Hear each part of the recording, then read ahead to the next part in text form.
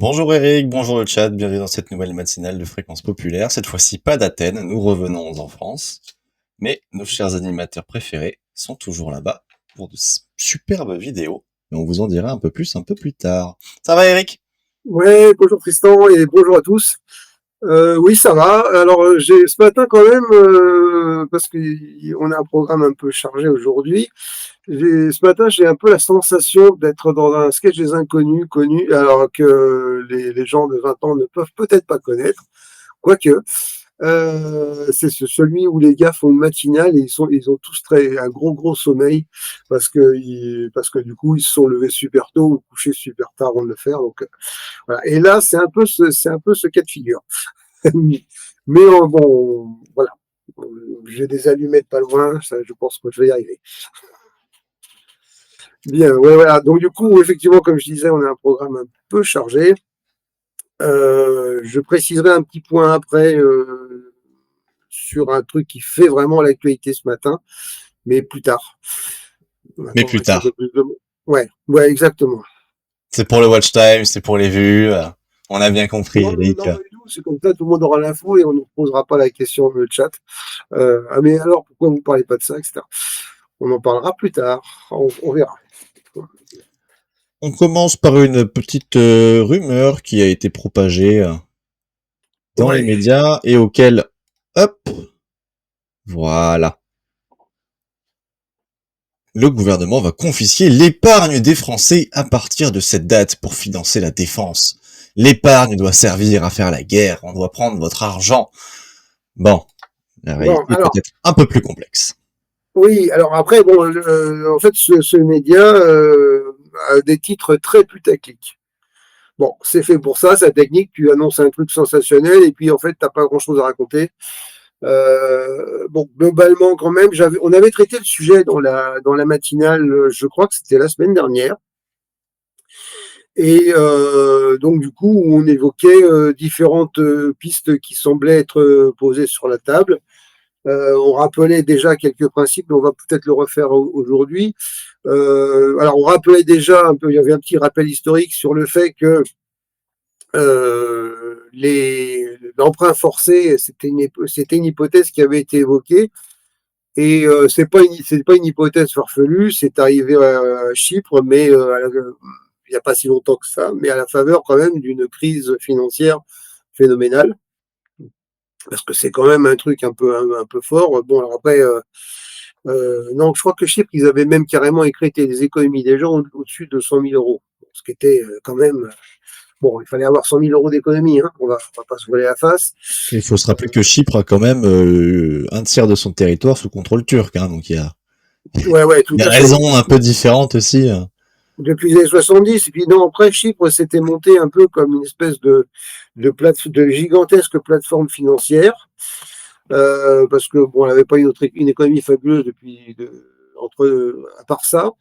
Et donc, du coup, bah, effectivement, il y avait eu de la spéculation phénoménale. Enfin bon, c'était quand même un peu compliqué. C'était quand même un peu compliqué. La situation avait un petit peu dérapé. Alors, par rapport à quoi, c'est un autre sujet. Mais globalement, c'est vrai que l'emprunt forcé a un historique en France. Bon, au Moyen Âge, jusqu'au Moyen Âge et plus récemment dans les années 80, dans les années 70, etc. Bon, globalement, cette piste-là semble écartée parce que effectivement, c'est pas plaisant. C'est-à-dire, c'est comme si on te disait, ben voilà, je te prends plus d'impôts et puis je te le rendrai avec des intérêts, hein, bien sûr.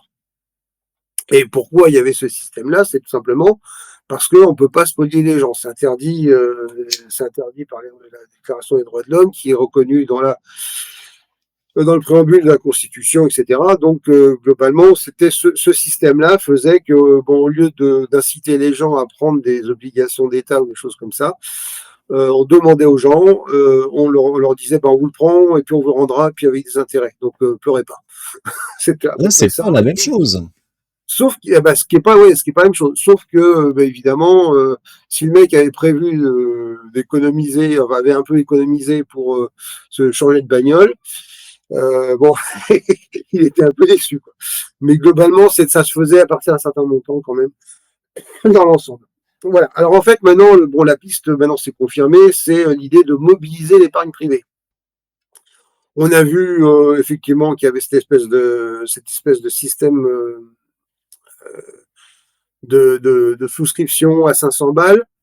Par tranche de 500 balles. Et puis, en gros, bah, les gens peuvent souscrire. S'ils veulent aider à la défense, c'est bien parce que ce seront de bons citoyens et tout. Ce qui n'a pas été dit, par contre, c'est que quand même là, il y avait un risque quand même de perte en capital. Alors, en réalité, ce qui va se passer, ça va être qu'ils vont orienter les investissements sur les secteurs clés. Et ils vont les orienter pas forcément. Alors, il y a plusieurs méthodes. Hein. On peut donc on peut se servir d'incitations spécifiques, dire qu'on aura de, un beau taux de rémunération, etc. Bon, ça veut dire qu'on déplace un problème budgétaire, c'est-à-dire que s'il y a un beau taux de rémunération, ça pèsera sur les budgets suivants. Hein. Faut pas se faire d'illusions. Voilà. Et donc qu'est-ce qu'il y avait d'autre et après, effectivement, il y a des mécanismes financiers, c'est-à-dire qu'on passe par les investisseurs institutionnels.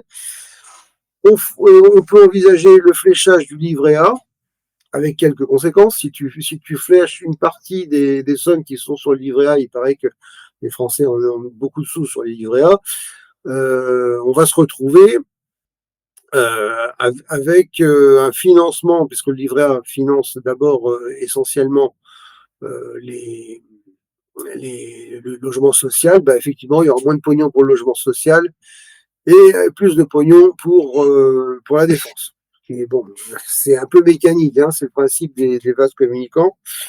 Donc on cherche pas de l'argent ailleurs, mais globalement, comme on sait que c'est des placements qui sont relativement stables, livrés, etc., que les gens, bon, que c'est celui sur lequel les gens tape en dernier parce qu'en fait, c'est la rémunération de ces livrets, elle n'est pas sujette à fiscalité.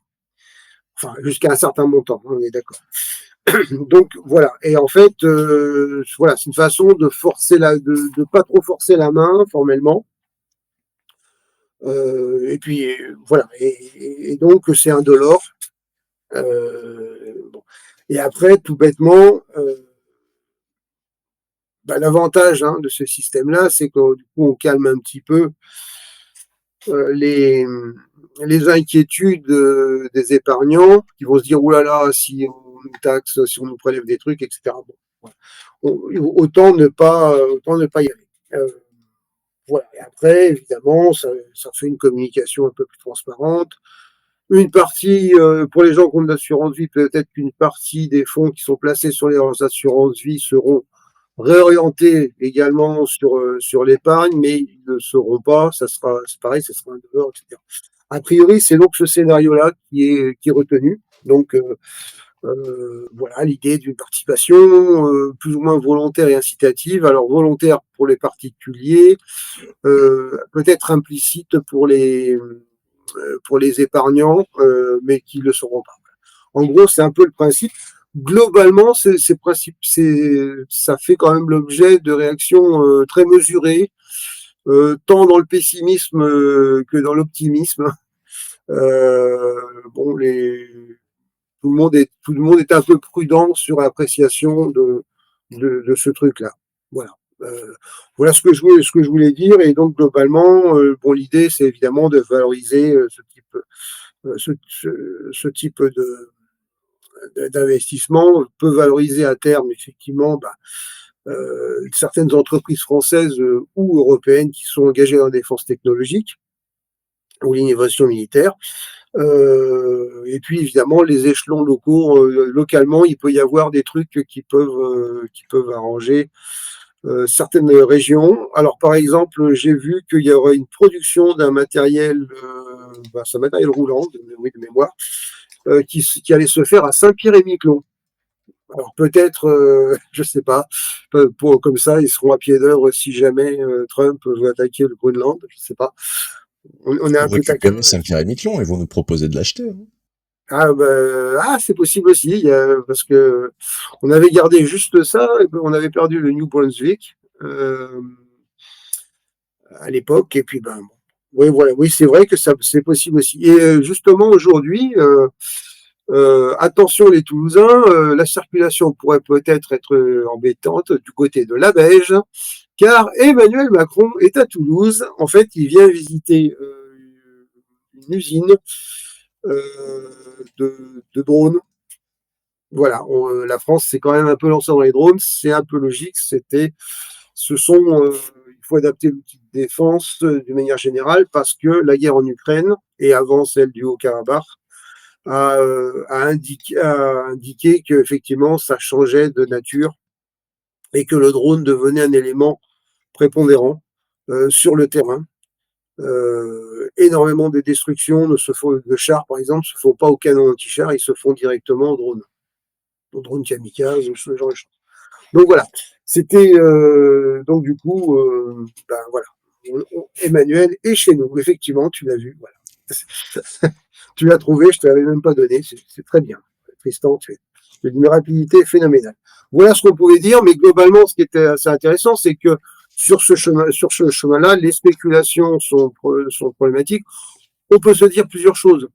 Soit le gouvernement balance des rumeurs pour voir comment ça réagit, c'est des ballons d'essai, ça c'est une option. Et puis aussi, il y a aussi des gens qui essayent de semer un peu la panique, bon, pour des tas de bonnes raisons. Ça peut être politique, mais ça peut être aussi des histoires de spéculation plus ou moins bien foutues sur les marchés. On essaye de créer une crise ou de pousser les gens à aller placer de l'argent dans des placements des fois frauduleux. On manque pas de gens qui te disent bon, il va se passer des trucs terribles, venez placer un truc sûr, voilà, euh, un truc sûr, mais à l'étranger. Mais bon, vu Et, l'état de l'épargne des Français, ah non, l'épargne des Français est phénoménale. Alors, quand je dis l'épargne des Français, hein, on va moduler. Hein, c'est l'épargne des Français qui en épargne. qui ont de l'épargne. Voilà. Voilà, parce que effectivement, tout le monde n'en a pas. Donc, quand on fait une moyenne d'épargne français ou qu'on annonce un montant, on ne dit pas comment elle se répartit. Et c'est pas si sûr. Et bien alors, après, il y a un phénomène un peu particulier aussi, c'est que quand les temps sont un peu indécis, ben, les gens épargnent plus, retardent des achats importants, structurels, tout simplement parce qu'au cas où ça tourne mal, ils veulent avoir une poire pour la soif. Donc, ça veut dire qu'ils se privent un peu plus pour épargner un petit peu plus. Voilà, même des gens plus modestes. Alors, pas les plus modestes, mais des gens plus modestes que ceux qui ont de l'épargne structurellement. Voilà, voilà. Mais bon, du coup, c'est toujours assez intéressant. J'aime bien regarder un peu tout ce qui se balance comme fake news, enfin, pas comme fake news, mais comme rumeurs, etc., dans le monde économique. C'est jamais tout à fait neutre. De Allez, toute comme façon, dirait le... Ouais. Mhm. voilà, Vous très avez- bien. Comme le dirait le grand camarade Greg Tapibian, c'est le moment de la bonne nouvelle du jour. Ah, la bonne Alors, nouvelle. vous le savez, peut-être, normalement j'espère pour vous, Macron vend à la découpe nos fleurons industriels français, mais encore une fois, nous allons récupérer ce que l'on a vendu à Alors, l'étranger. Cette fois-ci, c'est pour du civil et du nucléaire. On récupère quand même, on récupère une entreprise stratégique dans le secteur du nucléaire. Bon, Sego SAS, récupéré par Framatome. Framatome qui est la grande, on va dire la grande cloche technique et ingénieriale du domaine nucléaire français. Bon, est-ce que tu veux nuancer quand même cette bonne nouvelle du jour? Alors, on récupère pas vraiment Sego. Alors, parce que Sego, Ah, au départ, je pensais que c'était français. Mais en fait, c'est canadien. C'est une filiale du groupe canadien Velan Incorporated. Voilà. Et en fait, quel est l'intérêt de cette entreprise? C'est qu'en fait, elle est reconnue, elle a un savoir-faire vraiment reconnu pour des solutions de robinetterie haute performance et notamment dans des utilisations extrêmes. Donc c'est parfait, notamment pour l'industrie nucléaire, et puis aussi pour les chaufferies nucléaires, donc des sous-marins français, notamment du porte-avions Charles de Gaulle. Alors, quand on parle de sous-marins nucléaires ou on parle du Charles de Gaulle, l'intérêt d'avoir une propulsion nucléaire est très simple. Hein, on fait une incidente là-dessus, mais c'est tout simplement qu'il n'y a pas besoin d'aller se ravitailler en carburant un peu n'importe où. Ce qui veut dire que globalement, ces bâtiments-là ont un rayon d'action plus important et c'est en ça que c'est stratégique. Voilà. Donc en gros, oui, j'ai regardé un peu le communiqué de Framatome. En fait, Framatome travaillait déjà avec Sego. Mais du coup, ils ont un peu renforcé. Ils ont remis la main. Enfin, ils n'ont pas remis la main. Ils ont mis la main sur ce genre de choses. Ils ont donc ça va changer l'identité visuelle. Ils ont déjà annoncé le nom. D'ailleurs, je ne sais plus comment c'est. Mais en gros, ce qu'ils disent, c'est voilà, ce que disait le PDG de Framatome, c'est si en intégrant ces compétences clés, on renforce notre capacité à répondre aux besoins critiques de nos secteurs d'activité. Voilà, et ça renforce la ligne de robinetterie de Framatome. Ça a l'air bizarre hein, de parler de robinet, mais c'est quand même pas le robinet du lavabo. Et en fait, le vrai sujet quand même, il faut faire un peu de retour en arrière que tu as évoqué d'ailleurs, Tristan. C'est que en 2014, on s'en rappelle, il y avait la branche énergie d'Alstom qui incluait les fameuses turbines nucléaires de Arabelle, dont on avait beaucoup parlé à l'époque, avait été vendue aux Américains, c'est-à-dire à la société General Electric, avec l'approbation d'un petit génie de la finance qui était Emmanuel Macron, ministre de l'économie, et que évidemment, ça nous a privé d'un savoir-faire, c'est-à-dire que les brevets sont partis aussi à l'étranger.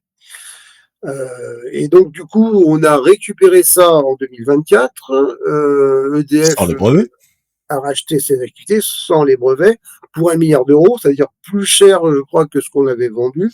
Le double. Voilà, le double. Et sans les brevets.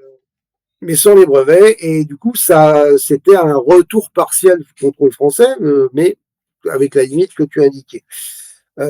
Ceci dit, ça compliquait l'utilisation des turbines. Donc, en gros, d'un point de vue communication aussi, c'est pas mal pour le gouvernement. Ça paraît un peu comme une espèce de réparation ou de compensation de cette manœuvre de 2014 qui n'était pas la plus heureuse, on va se le dire.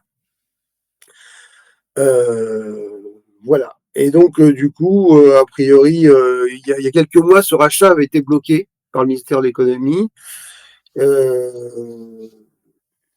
Parce que les Américains étaient dessus aussi. C'était une boîte qui s'appelait Flowserve qui voulait aussi mettre la main dessus. Et donc, du coup, ça veut dire que, ça veut dire qu'on a peut-être compris la leçon. Donc, c'est une bonne nouvelle pour l'industrie française, honnêtement. Donc, on va pas se plaindre. Et voilà. Donc, il fallait une bonne nouvelle aujourd'hui. Et maintenant, puisque c'était la bonne nouvelle du jour, bon, on va partir dans les gags du jour. Il y a des gags. Alors, on a beaucoup de gags qui viennent des États-Unis. Alors, je vous vois venir tous. Vous dites, il va nous parler des tarifs. Non. Puisque le Donald a annoncé hier ses tarifs. Et donc, du coup, il a sorti, je ne sais pas si tu as le tableau, Trump avait montré un tableau, c'est exactement le même que le sien, qui se présentait comme ça, avec une colonne jaune, une colonne bleue, et puis la liste des pays à côté, et voilà. Et il annonce un certain nombre de tarifs. Il y a les tarifs pas chers, donc dans un premier temps, c'est 10% pour tout le monde. Et puis après, si les gens ne font pas, si ça se passe pas bien et qu'il y a des mesures de rétorsion, il y a des tarifs plus élevés. Donc, on vous en dira un peu vous en plus. parler aujourd'hui. J'avais commencé à bosser un peu, puis finalement, on s'est dit que ça serait mieux qu'il y ait une émission spéciale qui soit tournée là-dessus.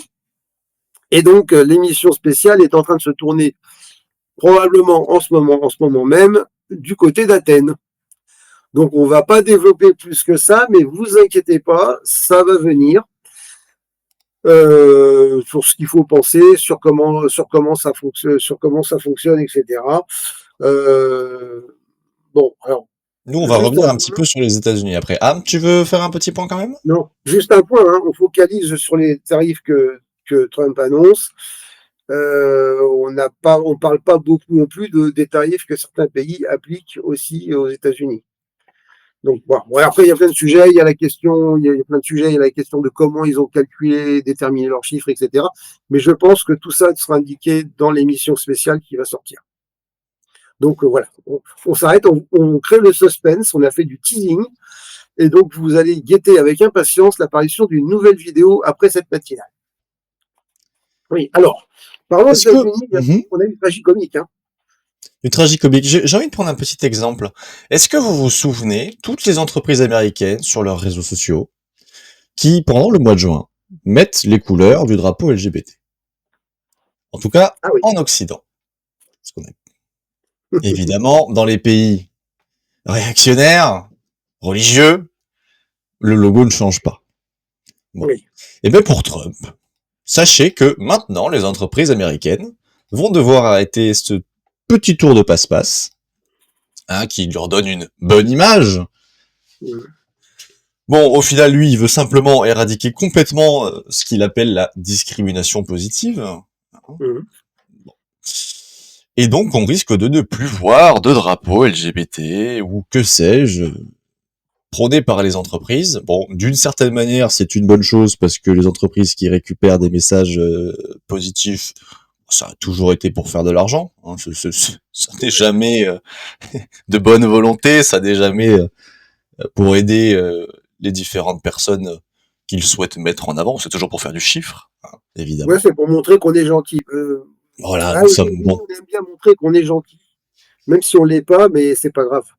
Les rapports sociaux sont violents, mais l'expression c'est tout est fabuleux, tout est amazing, et on est gentil, on est inclusif, etc. Ça n'empêche pas qu'après, bah, l'exploitation reste la même. Hein. Faut pas se faire d'illusions.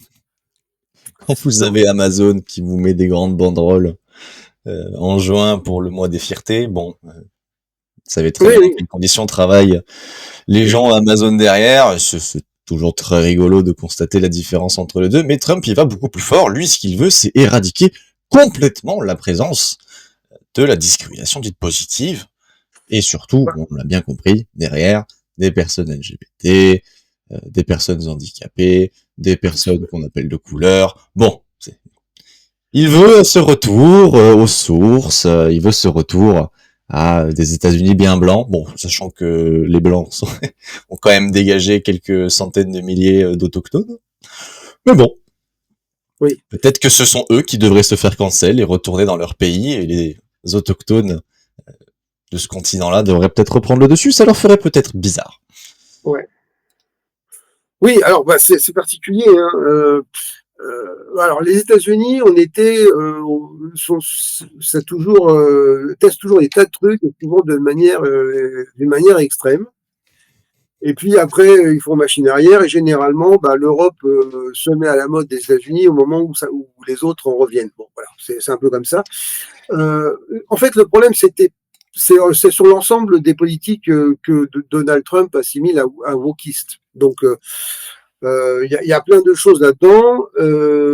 Effectivement, bon, essentiellement le dispositif de discrimination positive qui battait déjà de l'aile avant même l'arrivée de Trump.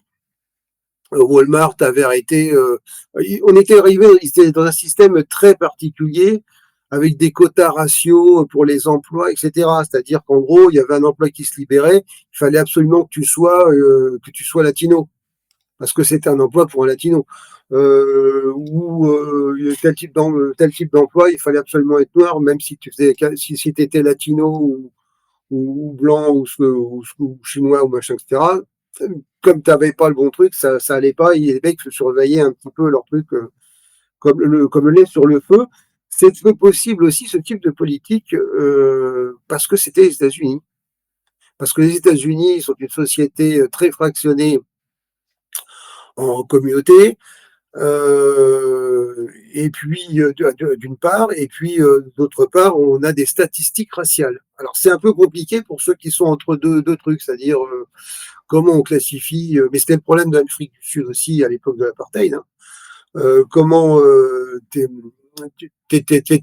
t'avais un père blanc et une mère noire ou un truc comme ça, bah c'était déjà c'était pas bien, c'était sanctionné, mais si tu avais un enfant qui naissait, où est-ce qu'on le calait, et en gros la pigmentation de la peau, c'était trop prononcé, faisait que tu basculais de l'autre côté. Avec des cas très rigolos d'ailleurs, hein, en Afrique du Sud, on a vu des cas de résurgence. La généalogie, enfin c'est un peu compliqué, tu peux avoir une grand-mère noire, tu mets d'un papa blanc, d'une maman blanche, le grand-père aussi, etc. Et puis d'un seul coup, résurgence. Je me rappelle d'un reportage, résurgence, et puis tu as des caractéristiques d'un ancêtre oublié qui posait problème. Donc ça c'est une des questions. Et en fait, ce qui se passait, c'est que, comme il disait, hein, c'est les missions diplomatiques américaines examinent, alors je le cite, hein, comme ça c'est plus simple, euh, actuellement leurs contrats et subventions pour garantir leur conformité avec les décrets récents de la Maison-Blanche relatifs à la discrimination et inclusion. Dans le cadre de cet examen, les prestataires et bénéficiaires de subventions sont invités à fournir la certification requise par le décret présidentiel donc des États-Unis, hein, relatif à la fin de la discrimination illégale et restauration des opportunités fondées sur le mérite. Alors, Beaucoup de blabla, hein, pour pas dire grand-chose. non, mais attendez, parce que globalement, les sociétés françaises ont reçu un questionnaire qui leur demande de cocher un certain nombre de cases pour certifiant qu'il ne met pas en œuvre de programme de promotion de la diversité, de l'équité et de l'inclusion qui enfreignent les lois fédérales antidiscrimination applicables. Voilà.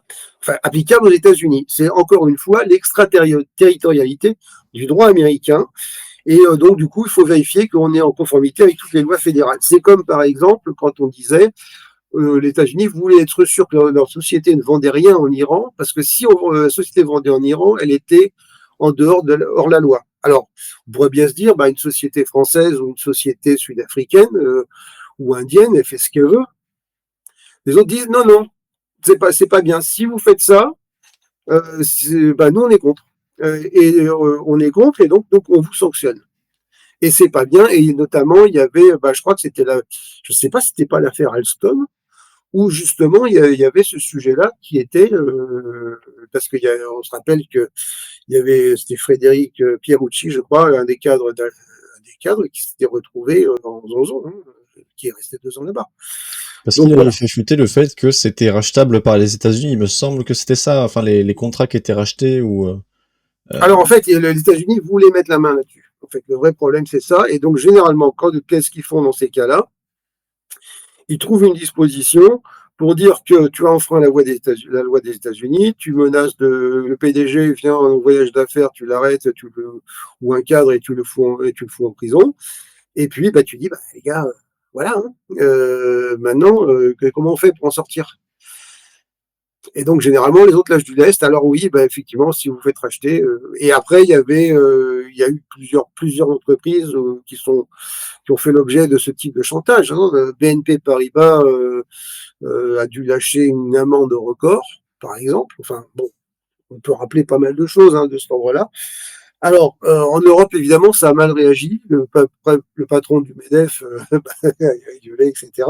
Et c'est pour ça que les États-Unis rétropédalent en disant non, non, mais on ne va pas faire, finalement, on ne va pas contrôler au-delà, mais on vous demande de remplir un questionnaire. C'est comme quand tu vas aux États-Unis, ou que tu fais une escale aux États-Unis, parce que tu veux pas aller aux États-Unis du tout, on te demande de remplir tout un questionnaire en disant que tu ne viens pas pour nuire aux États-Unis, que tu n'es pas que t'es pas communiste, etc., etc. Ça m'était arrivé, j'avais trouvé ça assez rigolo. Voilà. Et donc en gros, finalement, non, ça sera du déclaratif, paraît-il. Alors pourquoi c'est pas trop un problème pour nous? Alors, à voir comment ils l'interprètent, c'est parce qu'en fait, les politiques de discrimination positive, on n'est pas allé dans un sens aussi bourrin que les États-Unis l'ont fait. Il y a globalement des dispositifs. Alors, il y a deux éléments. Il y a la loi qui favorise l'emploi des personnes en situation de handicap. Par exemple, on avait, je sais pas moi, je me rappelle qu'à une époque, je bossais dans une banque saoudienne d'ailleurs. Mais du coup, on avait le standardiste était non-voyant, par exemple. Ce genre de choses. Donc, il y avait des emplois un peu réservés. Et puis, il y a On a des la même lois chose qui... en France, hein, d'ailleurs, pour les personnes Non, mais dans visuellement une banque handicappées. saoudienne, mais en France. Hein. Moi, j'ai Oui, travaillé dans oui, une oui. banque saoudienne en France. Mmh. Voilà. Et après, banque qui a fait faillite. Alors, c'est pas ma faute. Mmh. Mais bon, par la suite. Et il y a aussi une loi qui impose en France, effectivement, une parité homme-femme dans les organes de gouvernance, dans les conseils d'administration et de direction des entreprises. Voilà. Ce qui n'est pas forcément une mauvaise chose. Ce qui Alors, est pas respecté non plus. quand même, ouais, je pense Ça que commence. ouais, si, oui, si, quand même. Et globalement, même dans la fonction publique, il y a quand même un dispositif Le relativement public, fort. oui, le privé, ça dépend. Alors, dans la fonction publique, déjà, l'accès à l'emploi pour des personnes dites de minorités ethniques, machin, etc., il y en a pas. Mais pourquoi? Parce que on est recruté dans nos administrations par concours. Donc, à la limite, quand tu corriges une copie, tu te poses pas la question de savoir si le mec qui l'a rempli, il est un peu bronzé ou très bronzé. Donc, en gros, Et c'est c'est très pour bien. ça que on trouve pas mal de gens. Il y a une certaine diversité de base dans la fonction publique tous les postes parce que tout simplement, voilà, on recrute les gens sur des critères objectifs et on se pose pas la question de qui ils sont, d'où ils viennent, etc. Enfin, bon, d'où ils viennent, si, on est en France forcément ou en Europe, mais voilà. Et donc on n'a pas besoin de faire tout un système correctif parce qu'en fait, les problèmes de discrimination positive, c'était le principe de dire il y a de la discrimination et on va amener des correctifs.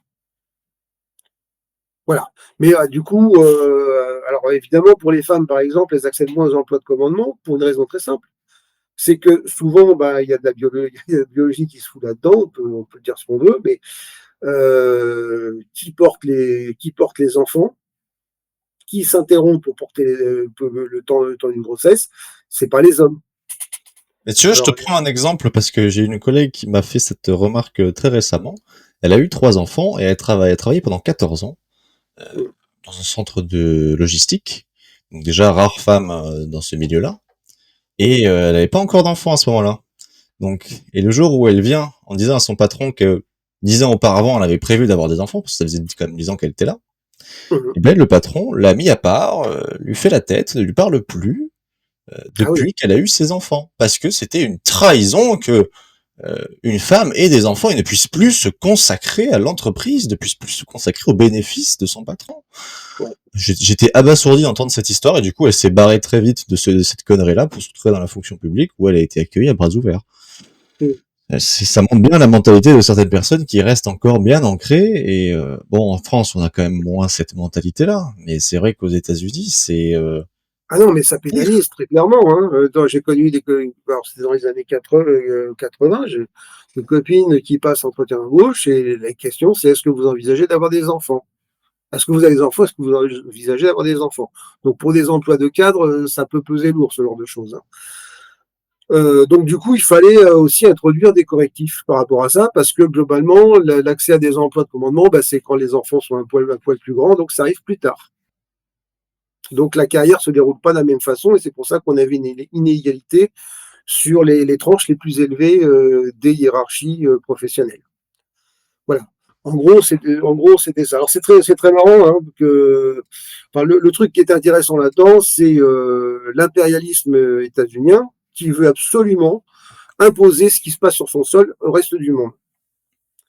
C'est aussi ça qui gonfle un peu les gens du sud global. Qui Euh, gonfle à peu près toute la planète d'ailleurs, hein, et à pas peu que le près toute la sud. planète. Hein, voilà. Effectivement. Voilà. Bon, donc du coup, c'était le côté un peu. Alors, c'est un peu tragicomique Il y a beaucoup de tragique, mais il faut le prendre de manière il faut le prendre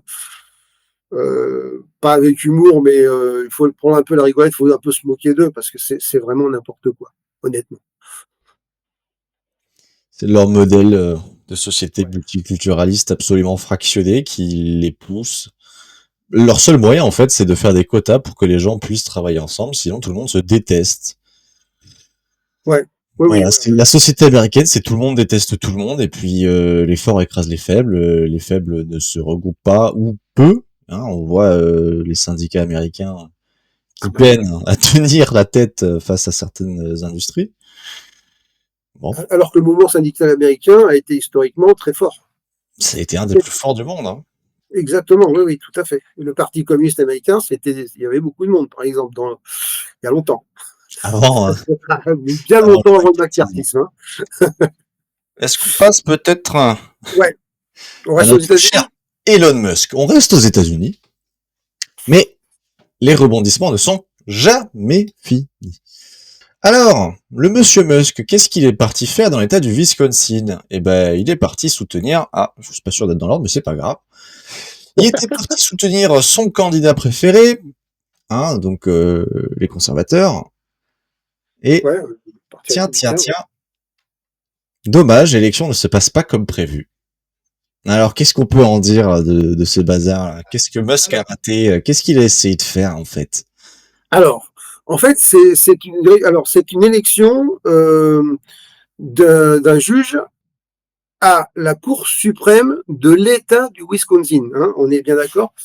Les États-Unis, c'est un État fédéral, donc il y a des États qui ont une législation spécifique pour ça, pour pas mal de points. Et puis après, il y a une législation fédérale qui encadre les trucs essentiels. C'est-à-dire, voilà. Et donc, en fait, pour les lois prises dans le cadre d'un État, ben, il faut la Cour suprême, en gros, c'est une espèce de mix. Alors là, je trace ça à gros traits.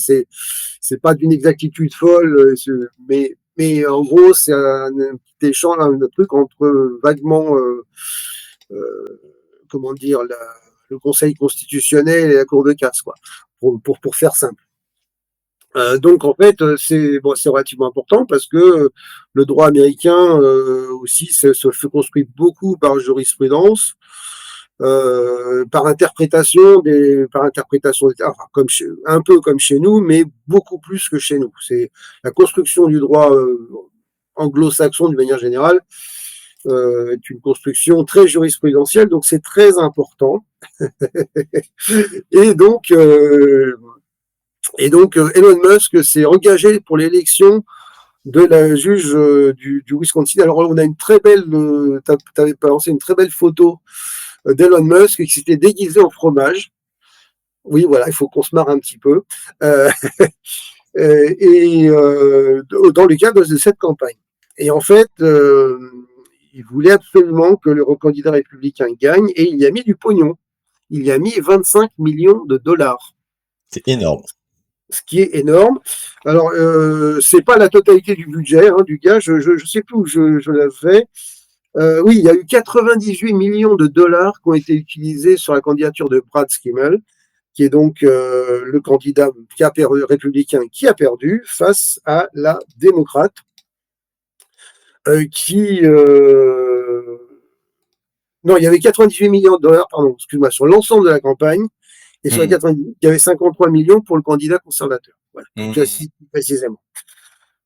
Donc Elon Musk voulait absolument pas que la candidate démocrate siège au siège à la Cour suprême du Wisconsin. Alors, bon, le résultat a été assez net. Le candidat républicain a été battu très nettement. Ça ne sera pas forcément le cas dans les 2 prochaines élections qui ont lieu là, je crois, ou ce week-end, je ne sais plus, en Floride. C'était quoi son Donc, intérêt alors de claquer alors, autant d'argent? pourquoi il a claqué autant de pognon là-dedans? C'est ça la question. Alors, C'est pas pour il faire était joli, c'est accusé pas de pour vouloir soutenir les acheter un siège à la Cour suprême. Et effectivement, ça y ressemble quand même beaucoup. Pourquoi? Parce qu'il avait besoin d'une décision favorable.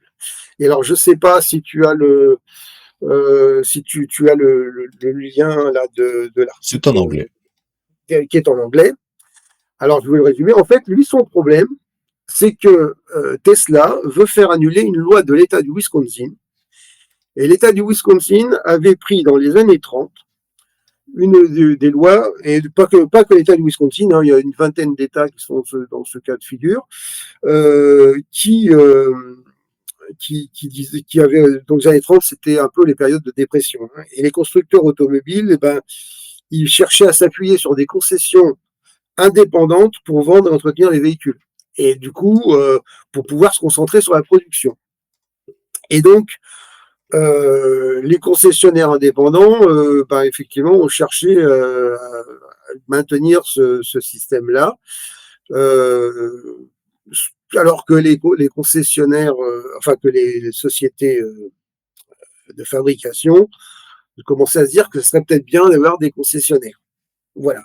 En gros, les concessionnaires indépendants et cherchaient à éviter de se faire mettre en faillite par une concurrence, en se faisant écraser par une concurrence de concessionnaires. Donc, par exemple, vous n'allez pas au garage Renault pour acheter une Renault. Typiquement, vous allez chez un concessionnaire, indépendant qui va proposer des véhicules. Donc, du coup, lui, ça l'arrangeait pas, Musk, parce que son modèle économique était basé sur le fait qu'en fait, il vendait en direct. Alors, donc, du coup, il faisait plus de marge. Bon, bref. Et Tesla, leur idée, c'est de vendre directement aux consommateurs. Et donc, les consommateurs peuvent se faire livrer leur véhicule, soit directement, soit dans des concessions. Et comme il ne peut pas installer ses concessions au Wisconsin, il veut faire changer la loi, parce que les habitants de Wisconsin, alors que le Wisconsin, c'est dans la région des Grands Lacs, hein, en fait. Donc au nord et au centre, on va dire, à peu près. Et donc, ou alors il fallait qu'ils aillent dans les États à côté, au Minnesota ou dans l'Illinois. Et donc, en fait, ça fait une décennie à peu près qu'ils essayent de changer la loi et que ça passe pas. Donc, en fait, tout l'enjeu pour lui, c'était juste ça. C'était juste de se libérer un peu de se libérer le champ et en disant, bon, alors l'argumentaire était assez tordu, les concessionnaires indépendants ne répondent pas à ces normes, donc il faut que c'est l'intérêt public que la vente de véhicules se fasse dans ses propres concessions parce que du coup les prix sont plus élevés, moins transparents, etc., etc. La Et vérité, puis c'est qu'actuellement, Tesla est en train de perdre fortement en valeur et que ses ventes chutent considérablement aussi. Donc là, il fait tout simplement, pour récupérer un maximum de marge. Le circuit court, c'est ce qui marche le mieux en termes de bénéfices. Hein, ça marche autant pour l'agriculture que quand on est industriel. Bon, pour des voitures, c'est facile. Tu les mets dans un camion, hop, un conteneur et c'est parti, elle est livrée. Mais là, il commence à se avoir très très peur hein, que l'homme le plus riche du monde perde rapidement sa fortune parce qu'il ne vend plus. C'est probable que ça arrive beaucoup plus vite que prévu. les Chinois font chier. Oh, alors bon, on n'aura pas eu le temps d'en parler, mais c'est vrai que la marque BYD, BYD, constructeur chinois d'automobiles électriques, est en train d'arriver extrêmement fort sur ce marché, avec des voitures, alors, pour le coup, qui semblent être fiables, et dont les prix sont largement en dessous de ce que peuvent proposer Tesla ou les constructeurs européens, Renault et sa Zoé par exemple, hein, ou d'autres modèles électriques. On risque d'avoir une avalanche considérable de véhicules électriques chinois. Et donc là, il va falloir qu'on se pose la question, est-ce que nous, Européens, et surtout Français, on a besoin, de ces voitures électriques, hein, deux, si on en achète, est-ce qu'il faut qu'elles soient produites en France?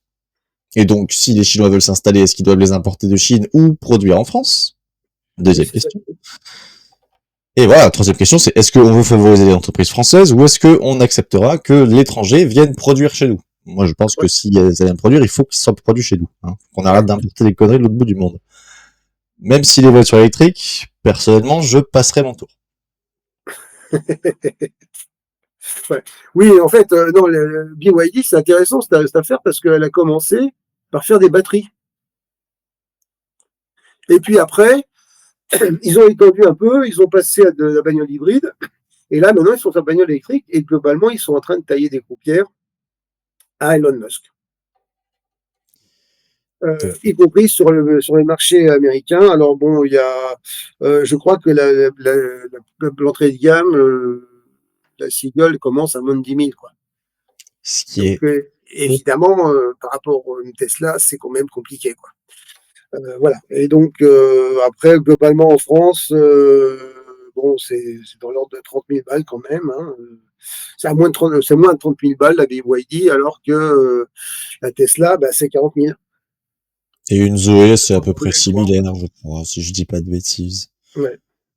Donc bon, Voilà. Et en plus, alors, le problème, c'est que ce qui l'embête aussi dans l'histoire, c'est que BYD, et ils sont malins, ils ont sorti un truc qui est un nouveau système de charge hyper rapide. En gros, oui.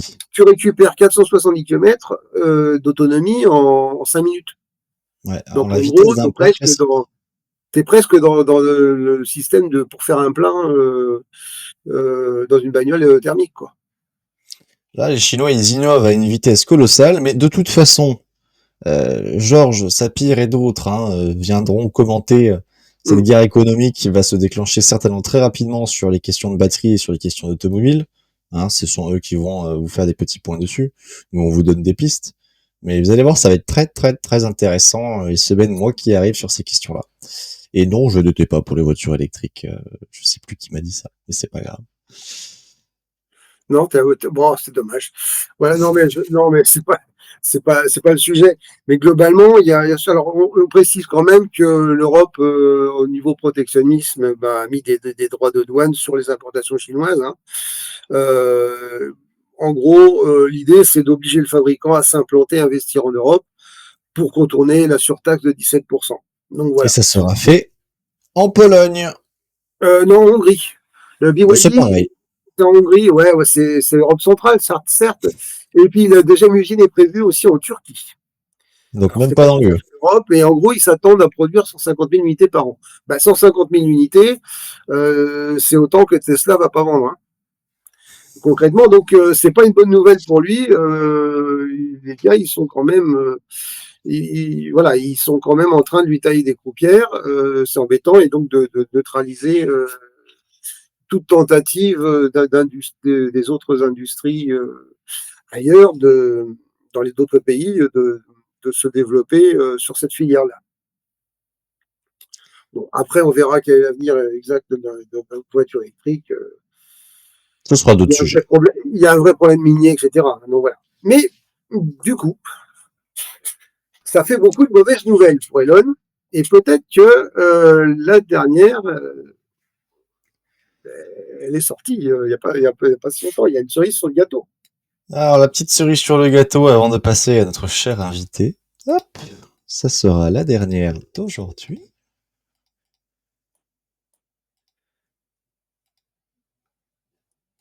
Tout tient dans le titre, plus ou moins. Hein. Voilà, donc il flippe partout, sur le plan économique, sur le plan politique, certainement sur le plan personnel. Mais bon, Trump a-t-il utilisé Musk comme une petite marionnette ou une grosse tirelire d'argent pour pouvoir tirer dessus? C'est probable. Et c'est donc les prochaines rumeurs qui sortent Ouais. doucement sur lui. Alors, c'est sorti.